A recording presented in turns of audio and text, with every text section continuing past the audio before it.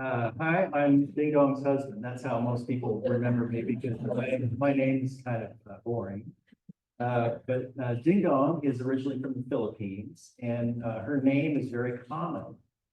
So when she was born in the middle of the night, the church bells were ringing. Her father said, well, she's Ding Dong. Wow. So Ding Dong and our daughter Sophie and we moved to Lopez Island 6 years ago with the idea of growing some. And we bought a place up on Lopez Hill Road, and that's what it looked like when we started, and that's kind of what it looks like today. And we when we moved here, we started learning about what Lopez has to offer in terms of clay soils, slugs. This is a young mulberry tree, and I discovered that slugs really like mulberry leaves. And cool summers. But at the same time, we discovered that Lopez has wonderful sun in the summer. It's just endless. And we are blessed with a lot of water on our property to irrigate our garden and our orchard. And most importantly, we are also blessed with a community that supports local agriculture, which made all of this possible. So when we and that bounty idea is our first milestone or challenge that we ran into. And for example, here we're growing strawberries. We've never grown strawberries before. So when we planted them, I was like, well, what's the big deal? You know, this isn't going to produce a lot of strawberries. And then the next summer I realized like, well, that's the big deal. They just grow like crazy. And then we were faced with a bounty of strawberries. This is like a week's worth of strawberries. And for us, we learned that we really enjoy sharing our bounty, our produce and fruit and vegetables with individuals. So we would call people up and try to arrange if they wanted to come by and pick. And it turned out it was a lot of work, you know, giving away things. It can be a lot of work if you don't have an audience for it. The joke about locking your car in the summer so somebody doesn't sneak in a zucchini or a squash has some truth to it. So we decided to, the farmer's market, people do go there to look for produce, and we have a lot of it. So let's pursue that. So we set up a farm, and we called it Dingdong's Garden because Mark's garden is kind of boring. It didn't have a good ring to it. So, and it went well. We brought things down there, and people came to buy from us, and it worked out well. But most importantly, it was a great social time. We got to see everybody. You know, we could sit in the corner in our own stand, and people would come by, and we could chat, and it was we really enjoyed it. So we took last year off, but we'll be back this summer again with our usual fare and hopefully some other things too. Yeah, right. So at the same time we were learning how to grow produce and bring it to market, we were, I got to tell you about the next milestone. So the next milestone also has to do with bounty. Is like, what do you do with even more, right? So we're at the Lopez Farmers Market.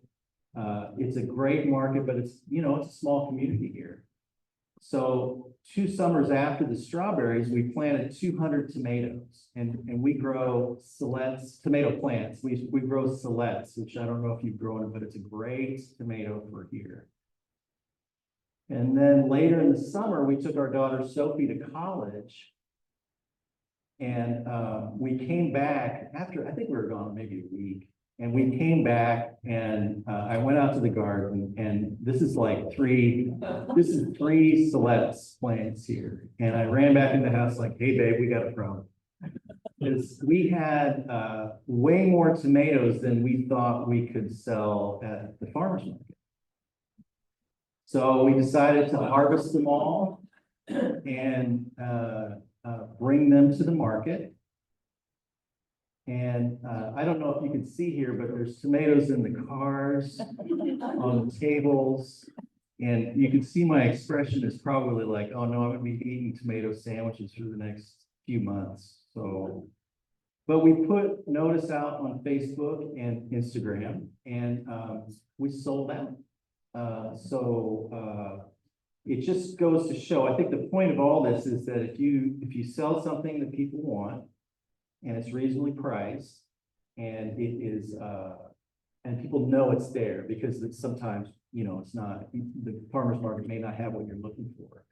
The farmer's market is a great place to sell produce. So at the same time, we were learning how to sell produce and learning how to do the farmer's market, we were growing an orchard. And that started with buying fruit trees from nurseries and planting them.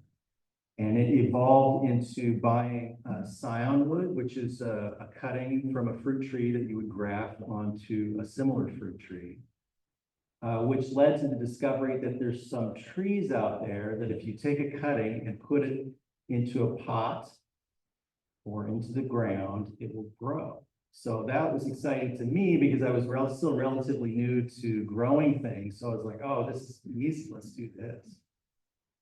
And that led to so we have this summertime bounty that we wanted to share with people, farmers market.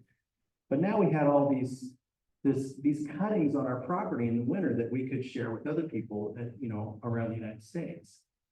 So we accepted credit cards at the farmer's market with Shopify, the little card reader that let us accept credit cards. And that came with a free website. So we set up the website. And now, for the last 3 years, we go out in December and we harvest cuttings. And then we put them up online and sell them, and it's gone quite well. These two pictures are from the first day of sales, or the first weekend, because we start the sale at a specific date and a specific time, and there's people around the country that are interested in what we offer, so they'll come and buy. But then the things taper off quite a bit. So this is just kind of the one on the left is last year, and the one on the right is this year. So it's a very stressful time for us, but it's also quite fun. For the packaging department, yes.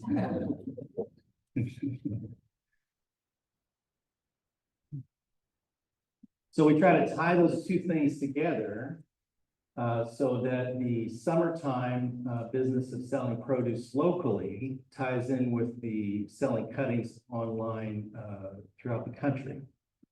And so, for example, on the right side, here's mulberries. We hope, our fingers are crossed, that we're going to have mulberries at the farmer's market this summer. So if we can sell fruit at the summer market, and in the winter we prune them to sell the cuttings online, it kind of keeps us busy, and we're able to share these things with a wider audience. And this is a picture of the willow in our barn. We harvest the willow in the winter, and we take the bottom section, the bottom 8 inches of each rod or each branch, and we'll sell that online.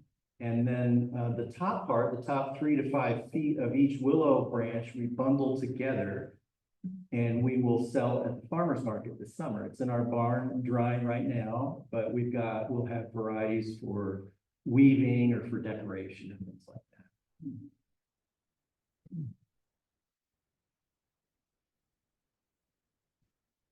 that. So in closing, my kind of final pitch to you all who love to grow things, and maybe there's some of you who like to grow things in abundance, is that I would invite you to join us at the farmers market because it's a very enjoyable experience for us, and it could be anything really. We've sold gladiolas and sunflowers, and that's been fun.